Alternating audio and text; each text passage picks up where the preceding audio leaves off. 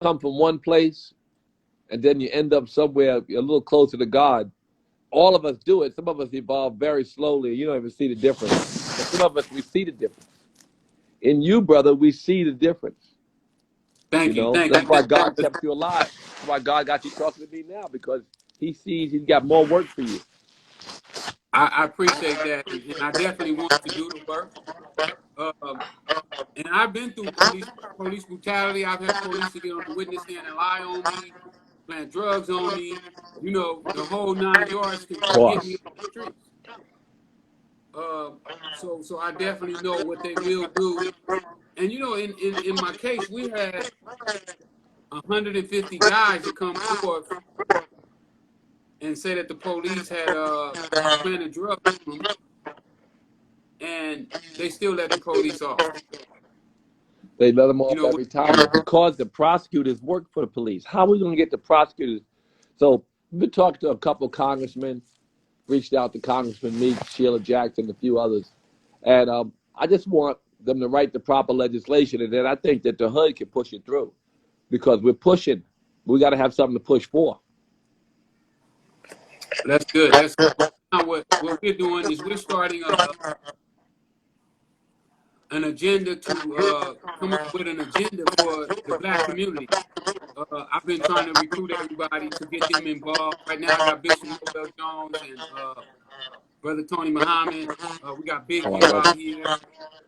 And we're trying to come up with an agenda where we can bring the best Black minds forth to create an agenda. Which direction should we be? Who should we be talking to? And to Well, let listen, everybody know. if I can be of helpful, I love Brother Tony. And like I said, I've seen you evolve.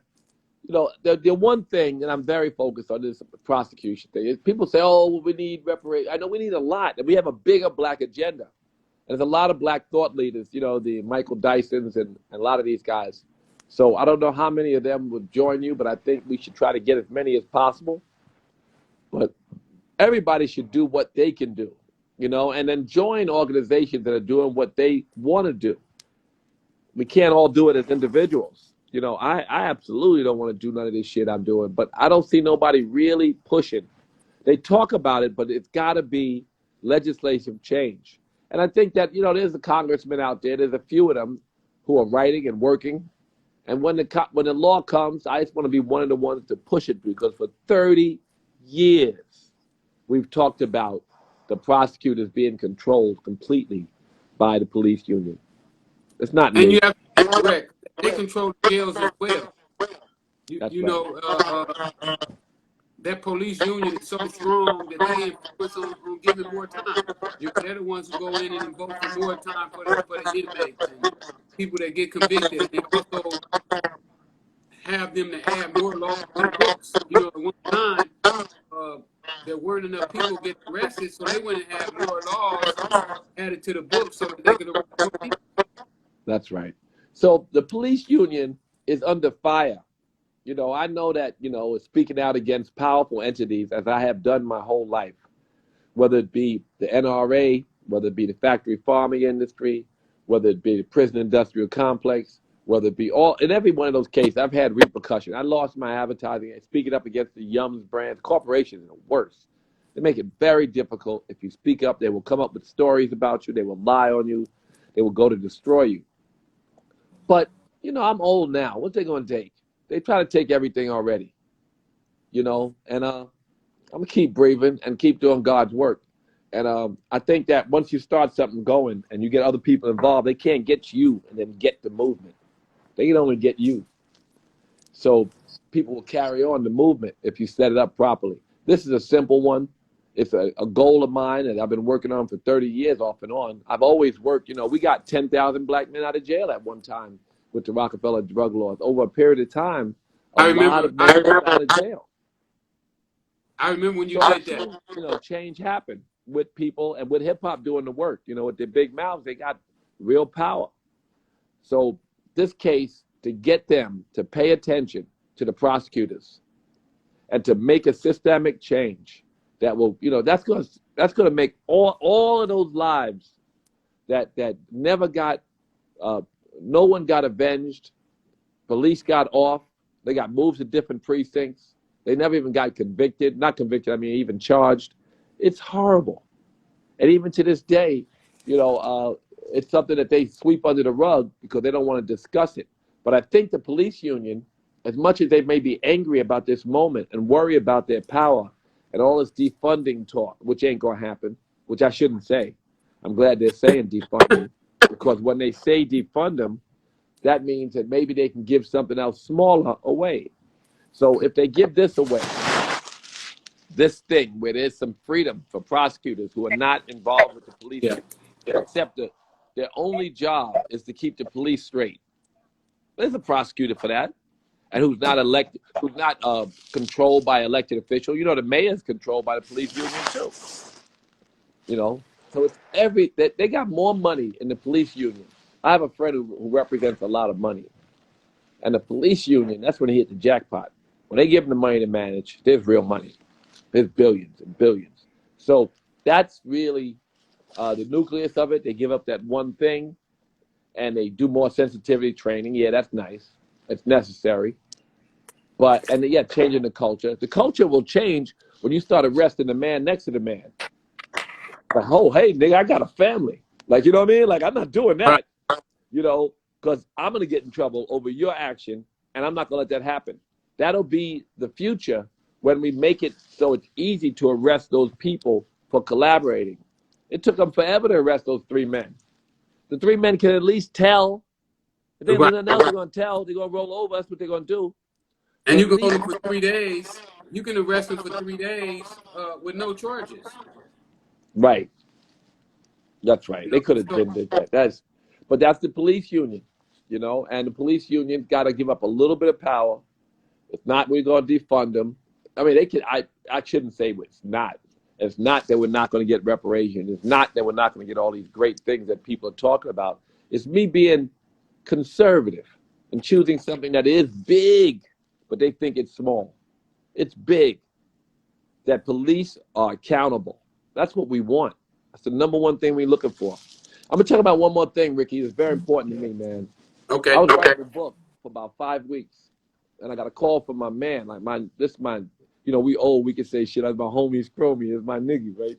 He called me, and I start yelling at him about, he said he didn't feel well. He told me why. And I said, brother, please stop. And I've been telling him for 40 years. It ain't new. Stop. And for 20 years, I've been telling him, 24 years, stop eating animals. 24 years I've been telling him. And he died 18 hours later. Andre Harrell, my dear friend.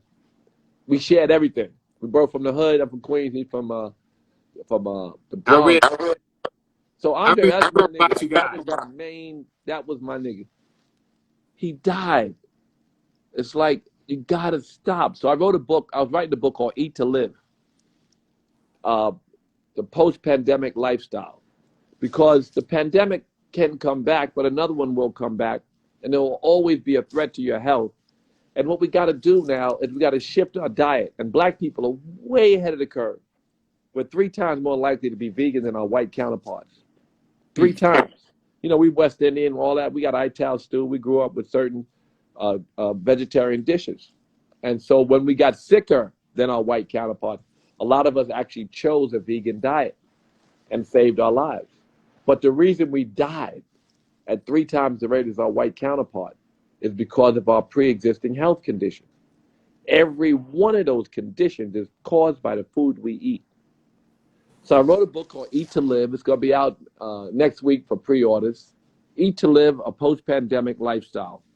And I really want to try to say, I wrote another book before that called A Happy Vegan, and books before that, lots of books about consciousness, and food is always a part of it.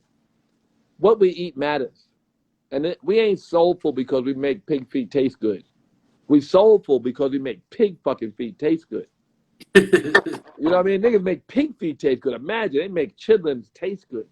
So that's the soul in us. We certainly can make, I don't even like to say the vegetables because people they turn their nose up at vegetables. Man, there's so much shit you can make. I live in vegan Disneyland. Where I live, everybody's vegan, and the food they cook is phenomenal. So what I did, I put some menus in there, recipes. for black people, because black people don't want to eat what the fuck white people eat that's vegetarian. So I got soulful shit in my book. So 30 of the 230 pages are recipes, and then also books that I recommend where you can get these recipes. And they're cheaper than animal product diets. We don't have to eat that. That's how we're dying. We're dying because of the food we eat. Absolutely. Not the corona. Absolutely. Corona ran through me. I mean, I think in January, everybody in Bali got sick for a little bit. But I got off the plane, everybody was sick. No one's sick now. But if corona did run through me, I wouldn't know it. My brother Gary Muhammad, who lives here, he would walk around talking about his chest was hot. And I kept telling him to go in the sauna, and I kept, and he's better. But the point is, it'll run through you. You can build your immune system. And my friends my age are dying. I'm from Queens. You know where I'm from? 2 Fifth Street. Remember Larry Lucas Clinic was on my corner. I grew up, at Hollis Avenue, right? So these guys who still in the projects are still from that hood. They're dying like fly. I lost like 10, 12 friends. And it's because of their diet. I just want to shift black people to be the trendsetters to change the world for a lot of reasons. Animal product is like dominion over the animals did not mean to birth 200 billion animals into suffering so we can poison ourselves and destroy the planet. It doesn't mean that. Right. I want to push you to have a show. You're a listener. A lot of, I've been on a lot of people's Instagram live. You interviewing me. I'm not interviewing you, but I want to know a lot too. But you listen. And brother, we want to see you be an OG and help our community. So I'm very happy to be on your show and supporting you. And I like that you're pulling together people, thought leaders to change your community. So thank you. I'm glad you know how to use Instagram, nigga. When I was in jail, I studied you. I started paying attention to what you was doing, and I said, you know what? I want to do the same thing. I would like to be like Russell was doing. That's nice of you to say. So not only did you have an influence on hip hop, but you have an influence on guys that's in prison that's trying to change their life. We learned. I'm lucky. The only reason I ain't go to prison because I'm lucky. I was 14. I got arrested with 5 bags of weed. They took the seeds out, and they gave me a pass. You know what that is, right? 5 bags of weed is a quarter ounce of weed. Back then, that's 20 bags an ounce. So they took the seeds out, and they put me on probation or whatever that was for kids.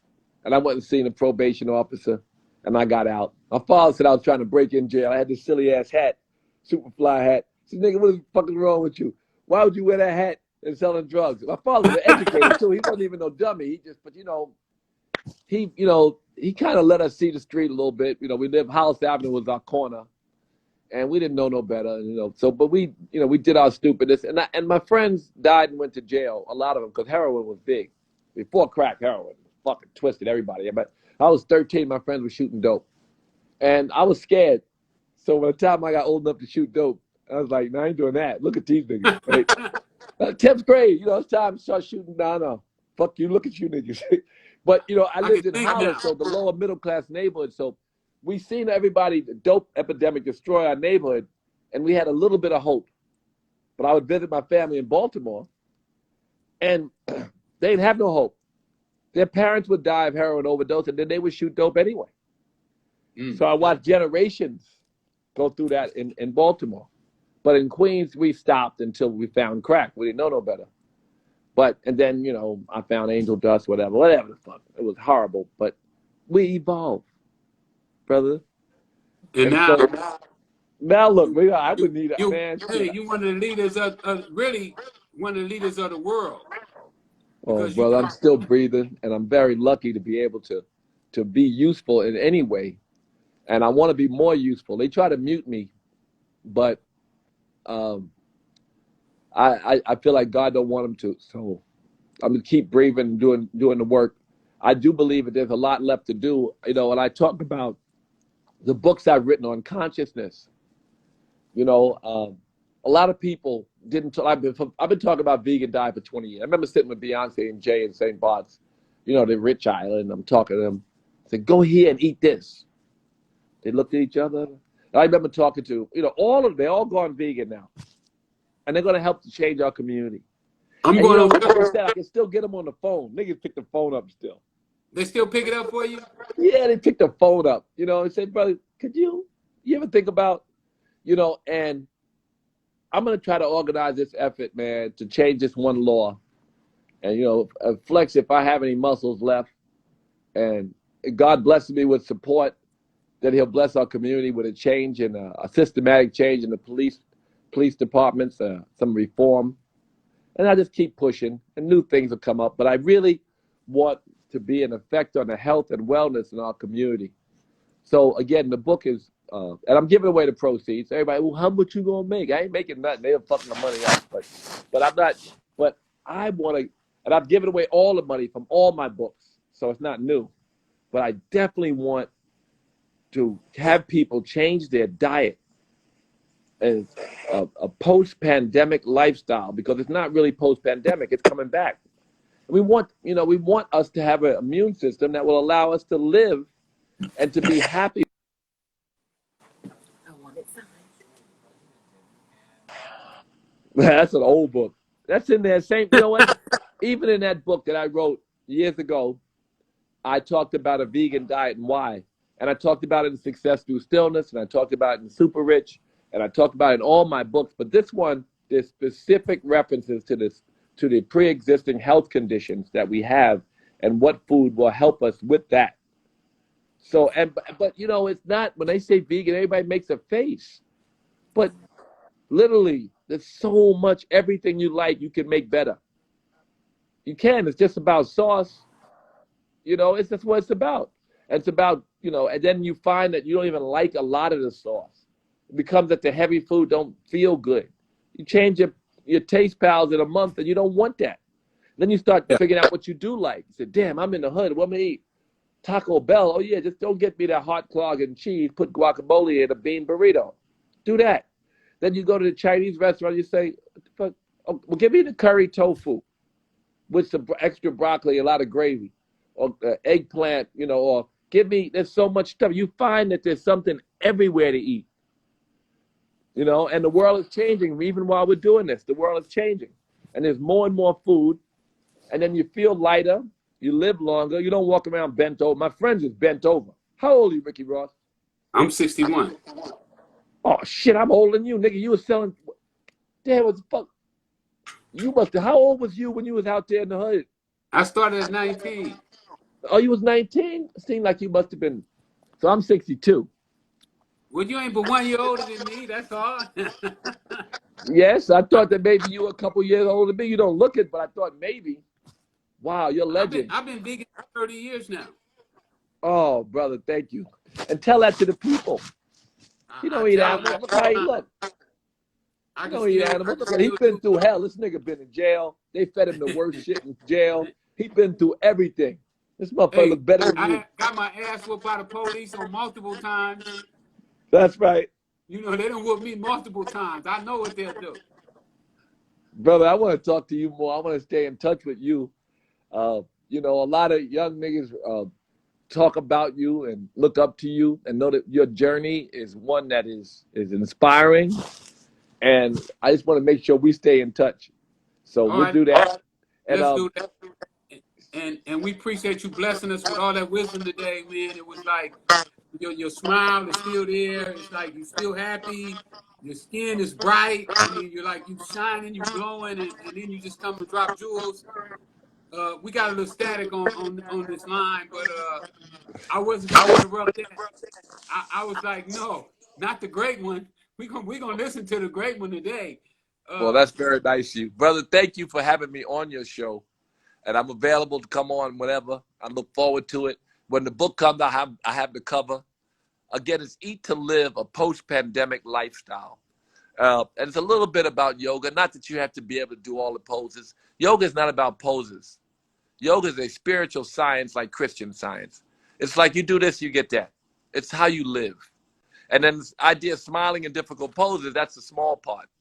So it's got a little bit of that in there, but it's really got recipes and the reasons to change your life, to live longer, happier, and healthier. And that's really what I want to promote to the black community. And Well, you that's let me it. know when it come out. I'm gonna buy 100 of them and give them away to my followers. So make sure when you get ready to come out, you let my people know, and we're gonna purchase 100 books from you, and just give them away to our people. Because sometimes, you know, our people don't know that they should pay for it, and sometimes you got to give it to them, you know, and then they'll realize the value that was in it. So I'm gonna do that to support you, you know, since you supported me, and really just the way you have represented black in hip hop. I mean, you made all of us proud of you, you know, with I mean, you just put out so many guys that have influenced our lives. I mean, I did time to the stuff you was doing. You know what I'm saying? We sit there and we watch, not you per se, but it was you, because every one of those guys, you had your hand in it. And for that, you know, I thank you for all the guys in prison that have done time off of you and your work. And we really appreciate you, man. Thank you, brother. Thank you for having me on your show, and I look forward to coming back on. All right, peace. Peace.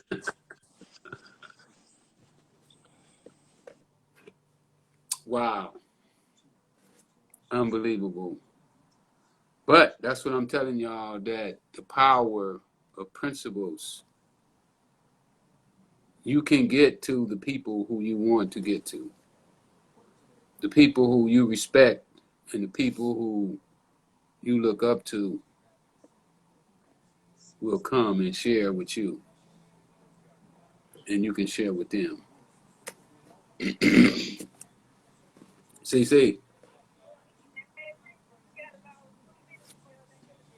All right.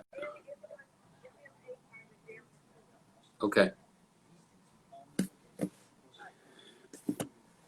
Well, I'm going to get ready to end there. Y'all heard what the brother said. Veganism. If we all become vegans, there won't be nobody starving.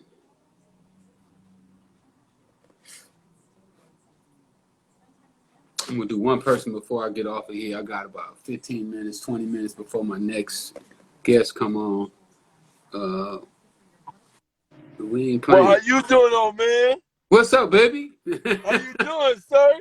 Man, I'm doing well. You know, just had the great one on.